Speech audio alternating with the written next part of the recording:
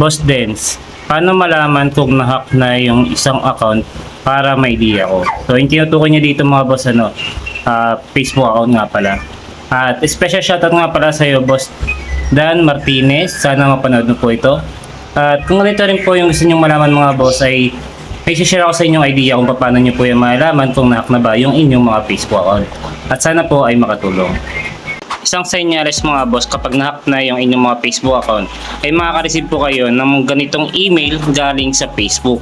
Sa mababasa ninyo mga boss, ang sinasabi dito sa email ay pinapalitan na po yung kanyang email address.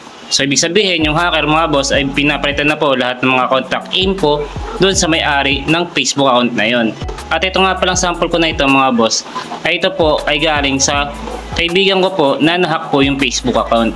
Tapos late niya na napansin na may email para sa kanya yung Facebook, huli na nung nakita niya.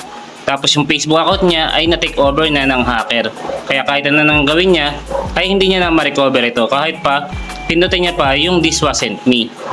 Ngayon mga boss, kapag kayo naman naka-receive kayo ng ganitong email, ang gawin nyo kagad ay pindutin niyo po kagad yung "This wasn't me" para mawala yung connection ng inyong Facebook account doon sa hacker.